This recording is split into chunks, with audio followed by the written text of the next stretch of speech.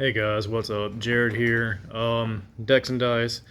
Just to do the ramblings of an LGS owner. There's people talking outside. I don't know if you guys can hear it or not, but anywho, uh, sorry about not doing one last week. I literally just kind of got here, did like I said in the post, like some inventory, some cleaning, just random back end crap, and after I was done with that, I was like, yeah, don't really have it in me. So I'm doing one this week just because there was some stuff that happened, and I know I do it on every Sunday, so it's not like breaking news anymore or whatever. But I do like to just throw my 2 cents in there just for S's and G's, which I've been trying to. Well, I've been debating rather about doing stuff as it happens, but everyone knows I'm a fairly busy guy, not just with the shop, but family, normie job, etc. So being Johnny on the spot with everything is not necessarily my forte, but I'll try to do a little bit better. Uh yeah, most of this video is going to be about Hasbro WotC Magic because it's my jam, and everything else is pretty much chugging along, man. Like, Yu-Gi-Oh's doing wonderful, even though most of the college kids are, gone now. So that's like about a month of stagnation, I guess I'll say. But when y'all get back and everything, it'll be good to go again. And that's pretty much just the flow of the shop. It's a college shop, albeit last year was nowhere near as worse as this year, but at the same time, things didn't quite suck on an overall level last year like they do now. So everyone's doing the cuddle struggle, and it's just no bueno. I'll get to that like probably the last little bit of the video where I'll do some e-begging, so be prepared for that one. So, anyways, like I said, everything else is doing pretty good. Yu-Gi-Oh's great. Digimon's plugging along. Uh, Universes is pretty much just relegated itself to like a minion thing, which is fine. I don't mind stocking that for the minions to keep doing what they want to do. Supposedly, there's a bigger group in a different city, well, up in Greenville for you locals, that might start coming out here after the Yu Yu Hakusho launches next year. I think it's like February or something. Anyways, when that launches, they said they're going to start coming down this way.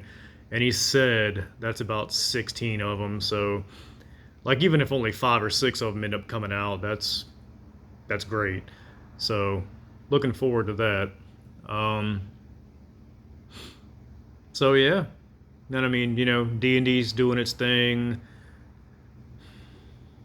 D&D is kind of like Warhammer. Once you have your shit, you don't really need to continuously buy shit except for like dice and all that. But there's a little bit of dice goblin in everybody. But like once you have your books, you have your books. You don't need to keep rebuying the books all the time unless a new edition comes out. And plus, you've got the digital crap, so it is what it is. Gundams, surprisingly, are doing adequate. Which is kind of a nifty little thing just to have in the shop. I kind of like having it just kind of there. It gives a little bit of a variety to the shop. So, I'm also mulling around, and don't quote me on this one or get your hopes up or anything like that, but I've got something in the pipeline that I think like a lot of people might enjoy. On second thought, I don't think I'm going to outright talk about it quite right yet, because Murphy's always listening and things will happen. So I'll backtrack on that, and I'm not going to say anything about that quite right yet until most of the ducks are in a row. So good times, good times. All right, so I guess let's get into the whole like Hasbro WotC Magic BS. And for those of you who are sticking around for this, I appreciate it. For those of you who are like, man, fuck that, I get it. It's a thing. There's not too much else to bitch about, like I said. So let's just talk about the layoffs. By now, everyone already knows, they laid off like what, 1,100 people. Or well, Hasbro laid off like 1,100 people. It affected the whole company, including WotC and the D&D groups. D&D actually lost a was it like an art director or something like that. So they lost a pretty big spot, which might have just been bloatware for the excuse me, for the company at that point, which might be why they decided to let him go. But anywho, as I said in one of my posts just on the Facebook thing, is like, you would think that Mr. Cox and Miss Williams would maybe take a little bit of a pay cut, maybe not take some of their dividends, or figure out some way to, you know, not make $9 million and $6 million respectively in this year, just to ensure that at least maybe a few of those jobs didn't have to go. Because let's be honest, we all know that the Hasbro number crunchers sat there, crunched their little numbers, and figured out that they probably had a lot of like bloat from the COVID years, which again, in the post I put on Facebook, nobody should be comparing their year to year data or whatever to those COVID years versus like now, which is like back to normal. That was a black swan event. Like, everyone just had funny money. There was nothing for people to do but sit around, play video games, buy board games, buy card games. Everyone was getting $800 at least a week to just stay home and not do something, unless you were an essential worker. But we'll leave that one alone. So yeah, there was literally nothing to do but blow money on collectibles and hobbies and everything. So of course that was good for Hasbro. So yeah, I just kind of makes me wonder like why they would even compare their numbers to that, aside from it's just something we've always done, which is a horrible way to just do things. Because if you just continuously do something that you've always done, there's going to be a point where it's not going to work anymore, which is kind of what we're seeing. But yeah, I think they could have just maybe, like I said, took a decrease in pay, some stock options, bonuses, whatever the hell, and saved a few of those jobs, because I'm sure a few of those jobs were pretty crucial, but they probably weren't crucial enough to the number crunchers to where they couldn't foresee some other poor Hasbro person or WotC person to be able to shovel at least half of that job onto them. So that begs the question of what the hell are we going to actually see as far as like quality that's going to be coming out of, WotC Hasbro lately. More or less the WotC stuff, because Hasbro, no one gives a shit about toys and all that stuff anymore. It's a digital era. Your toys are not what kids are interested in anymore. And even the old people like me who buy stuff for nostalgia, there's a point to where we just don't care either. But I'm curious as to the quality, because even during these past years with COVID and all that, and then, coming back to normal, so to say, quality has been a big issue with Magic in general, card quality, all that good stuff. So I'm wondering if we'll see a dip in that in the next like 6 months or something. Just because I think they're probably going to end up working the dog crap out of everyone who is left. So, just my personal opinion, just the continuous circling the drain that Hasbro in general is doing. Because, let's all be honest, WotC carries Hasbro, they know this, which is why they poke it so much to make money, like that meme where they poke the thing, make the money, or insert whatever here. That's what they do to WotC, and there comes a time where it's just not going to do, and I think we're starting to see that right now, and I think things are going to come to a soft reset with a lot of stuff. But I don't want to go too much into that one either, because that's still like tinfoil hatty. I don't have my tinfoil hatness set up straight enough to actually talk about that, so I'll leave that for a later subject. Uh, um, so I guess let's press on with the most, the two upcoming sets with WotC, which will be Ravnica Remastered and The Murders at Karlov Manor. Big thing with Ravnica Remastered is like, ooh, it's a remastered set. I don't think anyone gives two shits about it. They only give a shit about the singles, which would be the Shocklands, maybe a few others that are in there. It's really sad because Dominaria Remastered was an awesome set. Really was. They just printed the shit out of it and just tried to shove it down everyone's throats. And I think that left a bad taste in not only LGS's mouths, but everyone else's, because it was an overpriced product also, which seems to be a running theme lately, if you guys haven't noticed that, for all WotC products. So, the big draw with the Ravnica Remastered is obviously the Shocklands. Everyone knows that.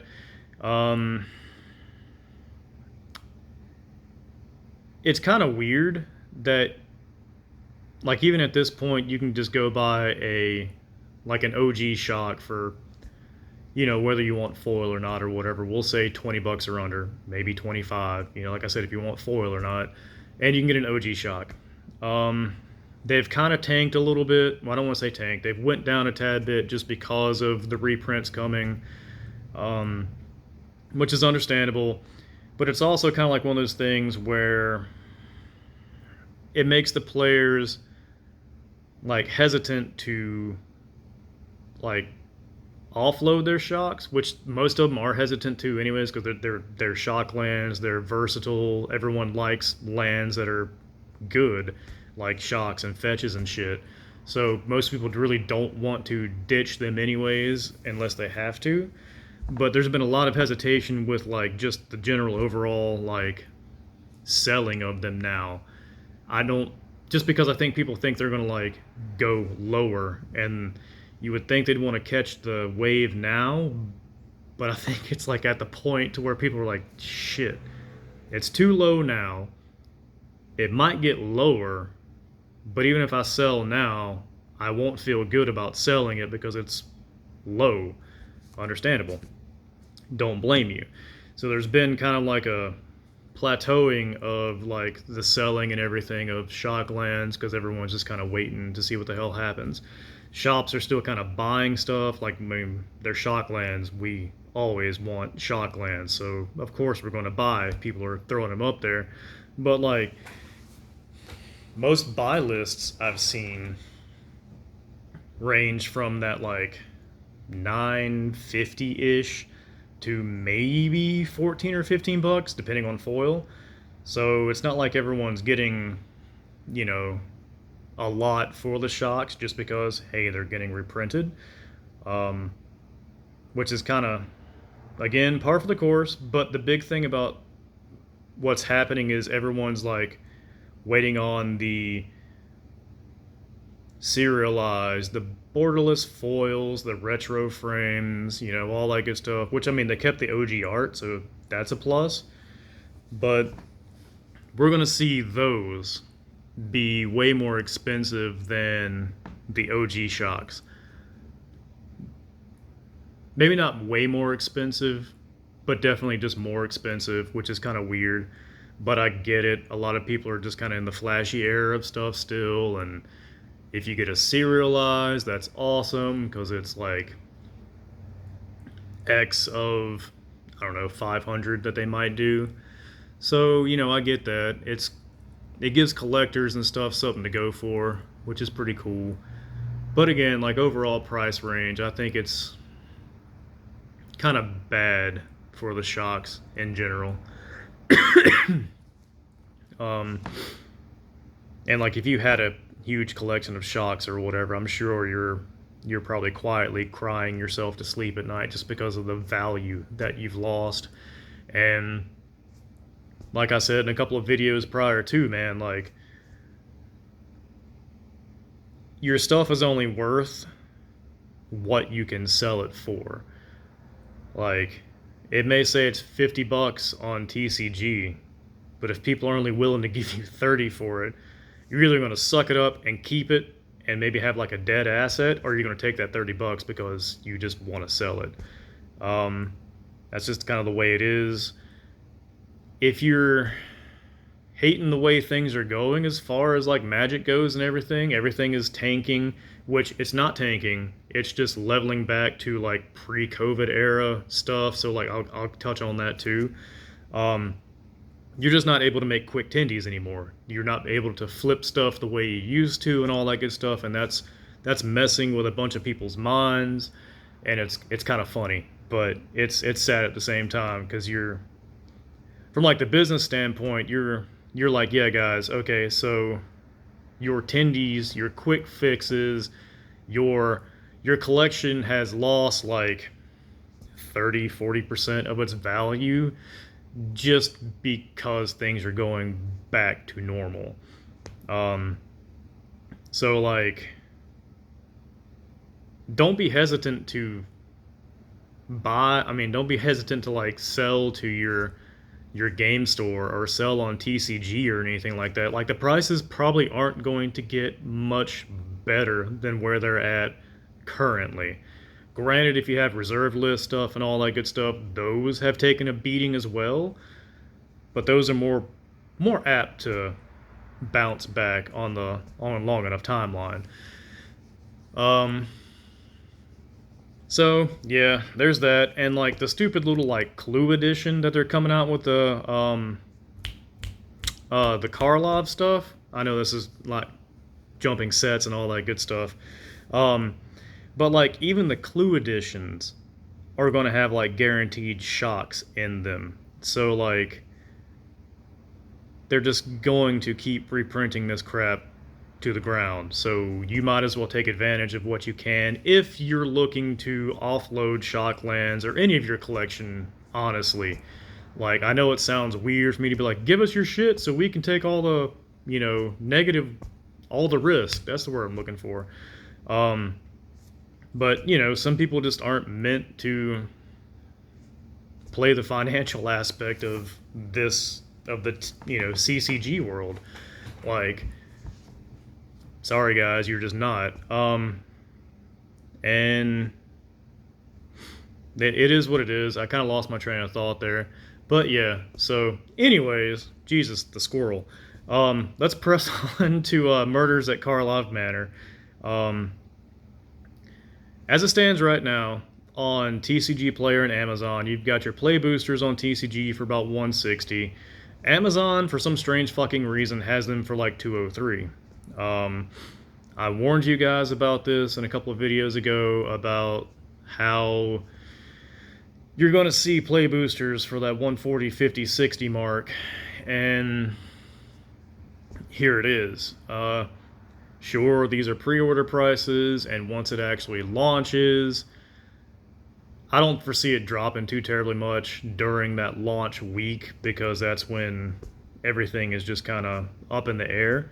So if you're looking to actually get a Play Booster, I'd wait 2 weeks after launch to see what the hell happens to the price. But currently, 160 is your lowest. I don't think it's going to go any lower than that. I mean, you might see 150, 140, I would think would be the absolute lowest you'll ever see a Play Booster. Because again, on our end, they're like 120-ish. So like, unless we just want to go back to making $20 a fucking box again, 140 is going to be your, okay guys, I'm done. So, the collector boosters, they're $240 on TCG Player, and for some fucking reason, again with Amazon, $324. Again, these are pre-order prices, and it's kind of weird. But the collectors, I kind of see more TCG having a more accurate price with that. I always thought between the $230, $250 mark would be a decent price for those, and TCG kind of nails it with that. So I don't have much to say about the collector prices, because those have always been relatively high anyways, just because of the pull rates. They're all foil, etc., etc. Some cards can only be found in collector boosters, like serialized shit. So, you know, no one really kind of complains about that. It's just like, shit, that's high. Okay. The commander decks seem to be kind of standard-ish prices. They're about $50 each now. And I guess standard-ish isn't right because most of the time they're $39.99, but here lately they have been going up to about 50. So that's probably where we're going to see like commander decks being at now is $50 just because of all the price increases and dumb shit. Amazon, however, seems to have them for a couple of bucks lower than TCG does. Amazon has them for like a whopping 47. So if you want to save $2 or $3, then go to Amazon, I guess. But if that $2 or $3 is going to make or break you, then you probably shouldn't be playing a card game. Just gonna throw that one out there. So yeah, that's kind of the thing. Again, with the play boosters, man, I told you guys, like a lot of you were complaining about paying like 120, 130 for like set boosters. And here we are, 140, 150, 160 for a play booster, and it's the only option you have to just, crack packs of Magic anymore. It's going to be the only option. So either you're going to single hunt, which is a terrible fucking idea. I'm telling you now, it's a terrible fucking idea. Or you're going to have to start going in with other people like half with boxes and all that good stuff, which, I mean, it happens anyways, but probably should consider doing it more. Or biting the bullet and just buying the damn box, because it's the only way that you're going to be getting any kind of packs for Magic. Now, that being said, me and a couple of the other people around here have a tinfoil hat thing with this is we give them 3, maybe 4, and 4 sets is pushing it before they actually figure out if these play booster things are going to work out. Me personally, I don't see it. I see it backfiring horribly, like I've said in other videos, because we'll just say it's 160 just for simple shit. You're asking a lot out of people for discretionary funds for a game that is not like pivotal to existing. This is legitimately just pretty much extra money someone has to throw at something. And at this point in time, you're asking people to pay 160 when they're used to 120, 130. Sometimes that 20 or 30 extra bucks does make a difference because we're not talking about $5 here. We're talking about maybe half a tank of gas or whatever, so it matters. So we're thinking that it'll take about 3 or 4 sets for that to actually sink in, for things to happen, to see if it's going to actually be a thing or not, and curious to see if WotC is going to just axe it and bring back something, or if they're just too far into the pipeline as far as like printing stuff goes to actually be able to do anything about it, which is where I'm at. Because they usually have everything lined up within like a year and a half as far as like what's going into the printer, etc., etc. I don't know if it would be worth them canceling all that shit and maybe having some kind of a, cancellation fee or whatever, but the number crunchers will figure that one out. I just don't think it'll be worth them doing it. We'll have at least a year of play boosters, and I think if that really does happen, it's going to be one of those things where people are just so fucking used to it, they're just going to roll over and take it because it is what it is, and WotC will just let it ride because people are going to pay it. Now, which begs to differ, the don't buy the fucking singles thing. They're cutting down production runs, supposedly, which, I mean, we'll just say that they're cutting down production runs. You're not going to have as many singles as you did 2, 3, 4, 5, 6, 7 years ago. They're not going to print everything to an utter oblivion. So keep that in mind with the I'm just going to buy singles aspect. As I keep saying, your singles are going to go up. They're going to go up. Sure, I get it. You might want to just pay 20 bucks for a single to get what you want and not gamble on a couple of packs and all that good stuff.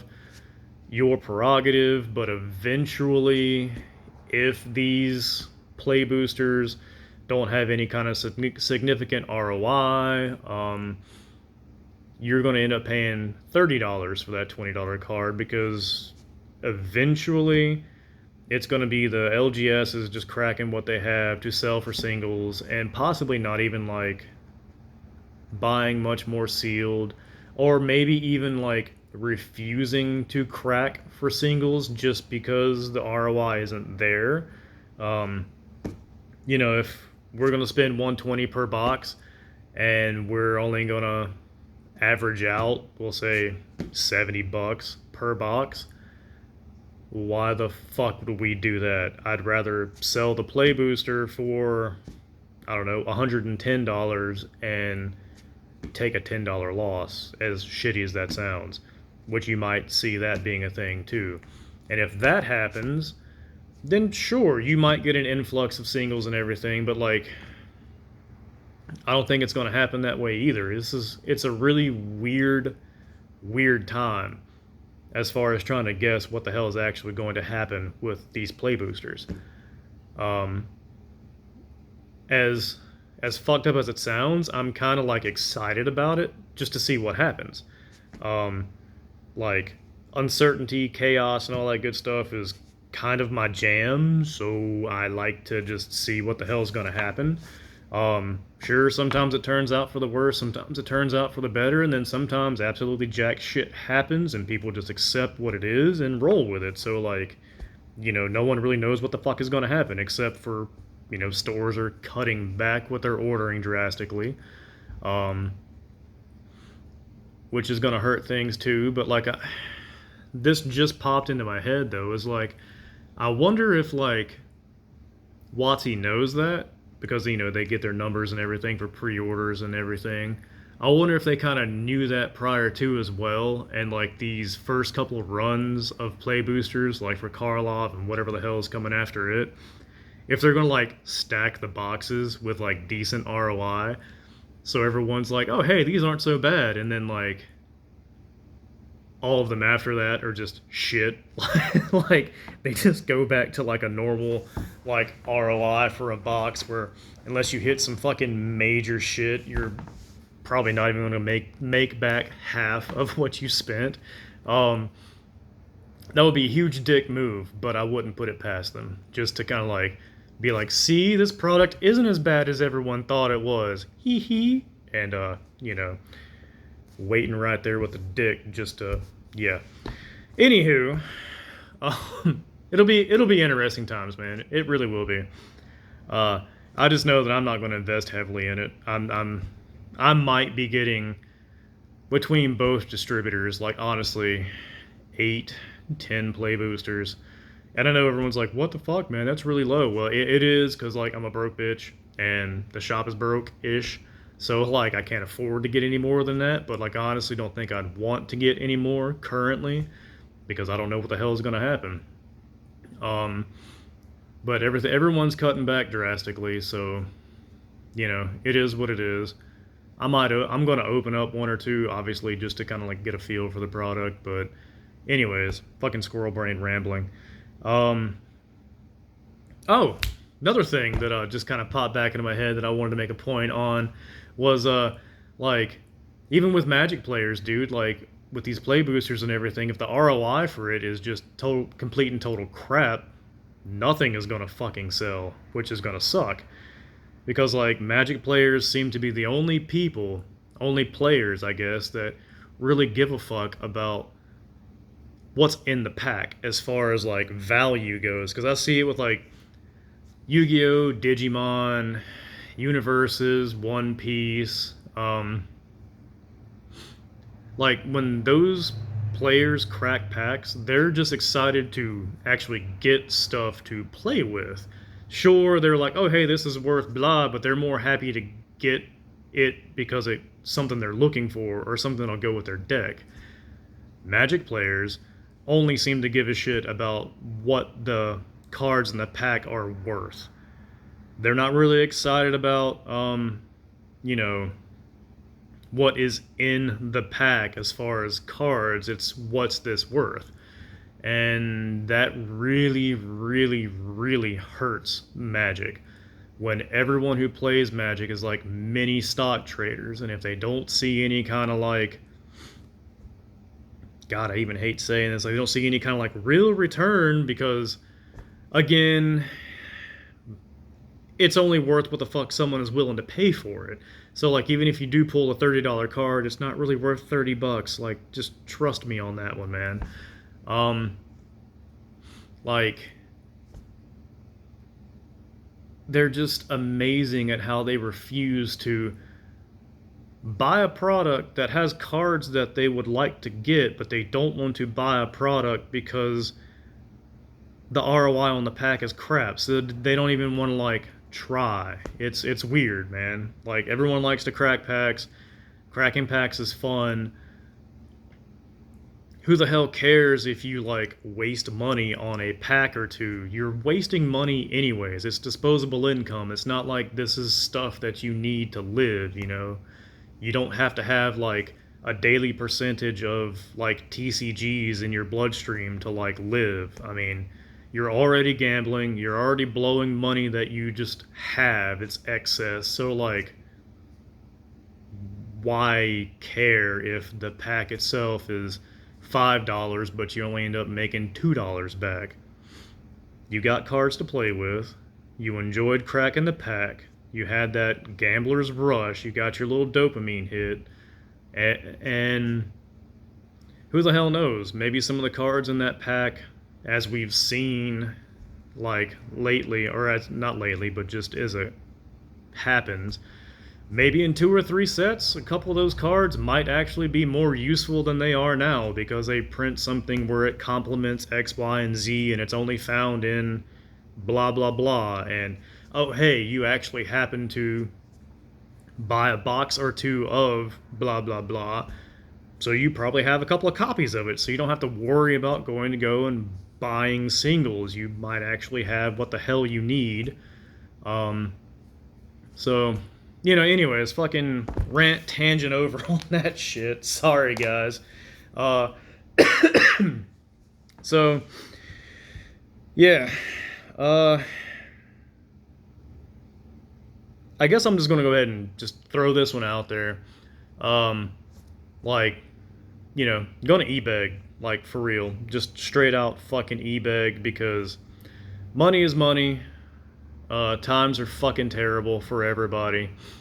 And, the old way of doing shit really just, it works barely anymore. So, like, I'm more than willing to try new shit while still doing the old shit. Anyways, if you go to our website and you check out the shop option, there's Cornerstone and there's Toss a Coin to your LGS. Cornerstone is $10 a month, and it's mainly more or less for like locals or whatever.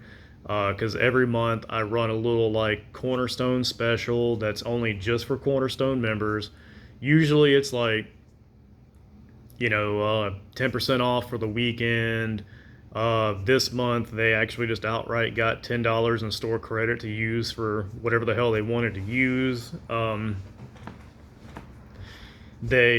Cornerstone members get like $5 off of a booster box whenever they buy a booster box. There's perks to being a Cornerstone member. And again, it's mostly for locals, but like if you're watching this or whatever and you're in Tennessee or whatnot and you just want to support an LGS, that's pretty awesome, then, help us out. The toss a coin to your LGS option is literally just for something like that. It's like $4.99 a month. And it's literally just a, hey, I enjoy what you're doing. I can't come in all the time. I don't, have the time or whatever, but like when I do, I like what you're doing. I like the way the shop is going. I like that I can just come in and sit down and play or whatnot. So like, hey, here's $5. Thanks for being you. continue doing you, and I hope you're still around when I want to come in and just sit down and play a game, or just come in and BS or whatever. You know, like, people pay $5 for, pictures of bee holes on the internet, man. Like, I get it, maybe, kind of. I mean, that's your prerogative, by all means. Spend $5 a month to get a picture of a bee hole or whatever, but like, better ways to spend $5, because at least if you spend $5 here, you can physically come to the shop, sit down, play, talk to people, interact, you know, place to hang out. Or if you spend the $5 and you live in Tennessee again, just for throwing that one out there, you know that there's a legitimate physical shop where there's people that come here and hang out, have a good time. They do their thing, they do their nerd thing. And if you'd feel better about giving $5 to something with that versus, $5 to someone who's just taking random pictures of their beehole and, other assets, and literally just kind of recycle the same pictures over and over again and just send them out as new content or whatever, like, yeah, sure, go ahead, do that too. But yeah, I know your tricks, ladies. I know your tricks, trust me. There's, there's many good reasons to sign up for Cornerstone or just toss a coin to your LGS. You're helping me out, you're helping out the minions, regardless of what you sign up for. So, like, it's for a good cause overall, and I suck at e-begging. I just want to throw it out there. Because, yeah, every little bit helps. Shop is doing shop things. It could always be better, could always be worse. Could always be better, though. And so, yeah, I guess rant over. Sorry it was a little bit squirrel-brained, more than usual, guys. I know it's a little bit longer and all that. It is what it is. Just want to throw something out there. So, yeah. You guys have a good one. I'll talk to you later. Hopefully I'll see most of y'all around the shop this week. And until then, be safe, have fun. And, yeah, things happen, shit happens, but, life's not a dick. You don't have to take it so hard, man. It'll be okay.